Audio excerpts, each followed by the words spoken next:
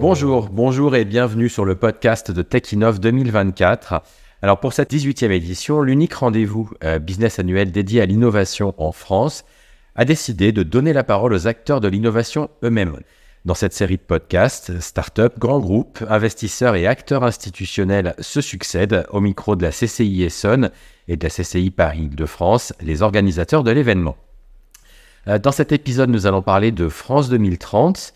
France 2030, donc annoncé en 2021 par le président de la République. Ce plan d'investissement de 54 milliards d'euros s'inscrit dans la continuité des plans d'investissement d'avenir avec 10 objectifs pour, je cite, répondre aux grands défis de notre temps. Alors France 2030, un plan ambitieux pour la France de demain, c'est le titre de cette émission. Et pour en parler, nous recevons Narendra Jussien, sous-préfet référent France 2030 et implantation industrielle pour le département de l'Essonne. Bonjour Monsieur Jussien. Bonjour. Alors présentez-nous en quelques mots, là j'ai fait un petit rappel très bref, ce qu'est France 2030. France 2030, c'est un accélérateur d'innovation. C'est un projet qui se veut structurant pour transformer durablement notre pays et pour positionner la France non pas comme un acteur mais vraiment comme un leader du monde de demain. C'est un projet qui est ambitieux. 54 milliards d'euros, vous l'avez dit, sur 5 ans, c'est 5 fois le PIA, le plan d'investissement d'avenir qui avait été lancé en 2017. C'est un projet qui est sélectif, c'est-à-dire que notre objectif, c'est de cibler des projets d'excellence dans chaque domaine.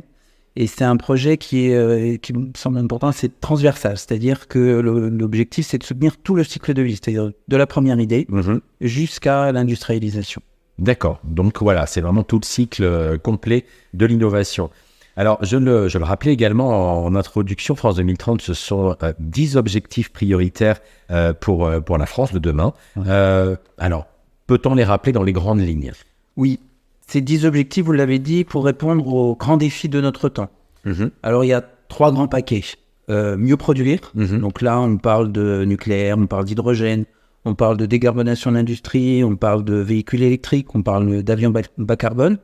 Donc mieux produire, mieux vivre. Là, on parle de santé, on parle d'alimentation, mais on parle aussi d'industrie culturelle et créative. Donc, c'est intéressant. France 2030, c'est pas que de la technologie. Oui, c'est aussi autre chose. Donc mieux produire, mieux vivre et mieux comprendre le monde. Donc là, on part dans l'espace et dans les fonds marins. Exactement. Donc là, on parle vraiment d'exploration. Tout à fait. Absolument. Donc là, on vient de rappeler donc, ces fameux objectifs, mais je crois que dans le plan de France 2030, il y a aussi un certain nombre de leviers. Est-ce que vous pouvez nous expliquer un petit peu la différence ? Alors, les objectifs, c'est thématique, donc les trois thèmes que je viens de donner, et les leviers, ils sont transverses. Donc là, c'est pareil, tout est ternaire dans ce système. Les leviers sont en 3 paquets. Il y a c'est un ensemble. Enfin, le premier mot-clé, c'est souveraineté. C'est-à-dire qu'on veut sécuriser l'accès à nos matériaux, sécuriser l'accès à nos composants, on veut maîtriser les technologies numériques. Le deuxième mot-clé, c'est formation. Parce que l'objectif, c'est vraiment de former les talents de demain, les compétences de demain et favoriser l'émergence de ces talents. Et le troisième mot-clé, c'est l'argent. C'est du capital. C'est le nerf de la guerre, paraît-il. Exactement. C'est du capital donc, pour les startups, mais c'est aussi l'accompagnement financier de nos écosystèmes d'enseignement supérieur, de recherche et d'innovation. Oui, également. Et alors, justement, on parle d'argent, comme on le disait, c'est le nerf de la guerre. On rappelait il y a quelques minutes que France 2030 s'adressait finalement à tous les stades des développements. Donc, vous confirmez aujourd'hui, on peut être en early stage et accompagné par France 2030. Tout à fait. Alors ça, c'est vraiment dans la continuité des plans d'investissement d'avenir. Oui. Donc, c'est vraiment sur les idées, l'innovation, comment aller de la simple idée du chercheur vers une preuve de concept, un produit. Mais là où France 2030 change la donne, c'est qu'on va jusqu'à l'industrialisation. France 2030 en Essonne a inauguré la première usine, par exemple, de Candela sur l'informatique quantique. On a beaucoup parlé aussi des premières usines, les Gigafactories dans le nord de la France. Enfin, voilà, on est vraiment sur de l'industrie là, lourde, entre guillemets, mais enfin, en tout cas de grande taille. Exactement. Alors, toujours pour parler d'argent, parce que voilà, on est dedans, il en faut. Là, on vient de voir donc l'investissement public via ce plan. Mais ce qui est important aussi, un peu comme le font les États-Unis d'ailleurs, c'est la commande publique et éventuellement également la commande privée, notamment des grands groupes, qui vont aussi finalement, à leur façon, financer l'innovation auprès des startups, etc. Tout à fait. L'idée, c'est donc alors, la commande publique. Alors, il y a France 2030, c'est des subventions, c'est du soutien en capital, c'est des avances remboursables, mais c'est aussi de la commande publique. D'accord. Et puis c'est aussi finalement une forme de ruissellement, c'est-à-dire que lorsqu'on finance d'ailleurs de l'établissement de recherche, un grand groupe, même une start-up, ces entreprises ont des fournisseurs qui sont souvent locaux et qui bénéficient finalement aussi du déploiement de France 2030. Exactement. Alors, je le rappelle, vous êtes sous-préfet référent France 2030 et implantation industrielle pour le département de l'Essonne. Donc, je vous propose effectivement de faire un petit focus sur le territoire. En l'occurrence, aujourd'hui, quelles sont les spécificités du territoire essonnien en termes d'innovation ? L'Essonne, en fait, donc, alors, peut-être pour donner un petit peu de perspective, donc 54 milliards d'euros, ça c'est France 2030. Aujourd'hui, on est à peu près à mi-chemin du programme. D'accord. Donc on est à peu près à 20 milliards d'euros qui ont été distribués. D'accord. Pardon de dire comme ça, mais investis. Voilà, vous avez le meilleur mot que moi, je vous en remercie. Donc 20 milliards d'euros. En Ile-de-France, c'est 7 milliards d'euros. 7 milliards d'euros, c'est énorme. Pour un nombre de projets. Pour 2000 bénéficiaires. D'accord. Donc c'est vraiment, voilà, c'est tout type de structure, hein, parce que globalement, sur les 7 milliards, c'est 50% pour les établissements publics et la recherche. D'accord. C'est 17% pour les PME ETI et c'est 30% pour les grands groupes. D'accord. Voilà, en très, très court. Donc, Ile-de-France, Essonne. L'Essonne, c'est 700 millions d'euros. D'accord. Donc, un dixième de l'Île-de-France, le troisième département de l'Île-de-France. D'accord. Mais en fait, ce dont il faut se rendre compte, c'est que si on considérait l'Essonne comme une région, ce serait la 5e région française. Donc, c'est pour montrer que, voilà, en Essonne, il se passe énormément de choses. Bien sûr. Et il se passe énormément de choses à Saclay. C'est ce que j'allais dire. Voilà, c'est très emblématique. Voilà, on a toujours Saclay en tête pour l'Essonne. Mais il se passe aussi beaucoup de choses à Évry, en particulier autour du généton, les thérapies géniques, etc. Et dans l'ensemble du département. Et ça, c'est important.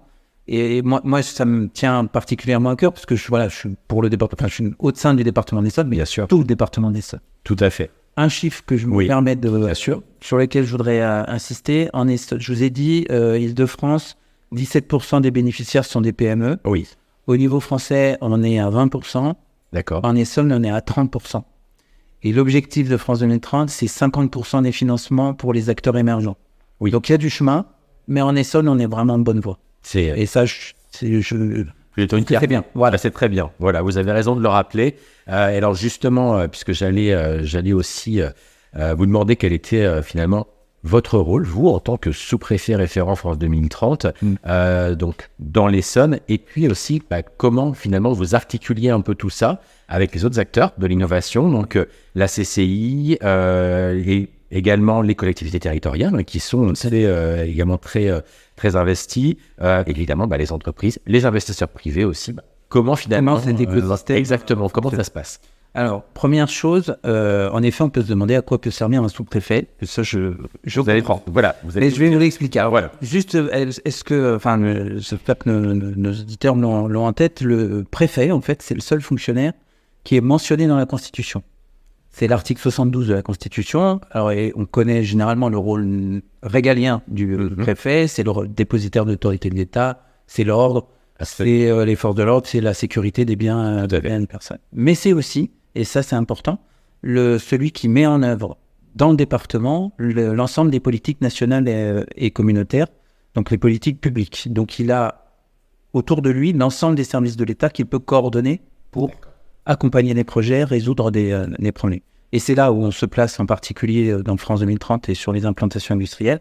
On est vraiment un assemblier, c'est-à-dire qu'on met tous les services de l'État en ordre de marche pour un projet donné, et on travaille, et c'est là où je réponds à votre question, parce que pour moi, il faut quand même que je réponde à votre question, et c'est là où on travaille vraiment main dans la main avec l'ensemble des acteurs, donc les CCI, donc la CCI de l'Essonne en particulier, évidemment pour le département, les organisations patronales, l'OEDF et la CPME en Essonne en particulier, donc la CCI, mais les chambres aussi, la Chambre des métiers et de l'artisanat. Oui, bien sûr. Ça, c'est important. Et au niveau régional également à tous les niveaux, en fait. Voilà. C'est travail de France aussi. Tout à fait. On travaille vraiment main dans la main avec les entreprises, avec les financeurs. et les collectivités qui sont un acteur vraiment fondamental parce que lorsqu'on a une idée, lorsqu'on crée une entreprise, lorsqu'on s'installe ou lorsqu'on crée une usine, Bien sûr. on la crée pas hors sol, on la crée sur un territoire. Et ce territoire, il doit être attractif parce que c'est Pour les familles également. Pour les femmes, exactement, pour les familles des créateurs et des collaborateurs. Tout à fait. Et donc, on travaille avec les collectivités quasiment tous les jours, en fait, sur ces sujets-là. Sur ces sujets-là. Écoutez, en tout cas, c'est très positif comme message, je trouve, pour conclure ce podcast. Merci beaucoup d'avoir été avec nous. Voilà, c'est la fin de cet épisode de podcast donc, de Tech Innov 2024. Merci à tous de nous avoir suivis et surtout restez à l'écoute de cette série de podcasts Tech Innov 2024. À bientôt.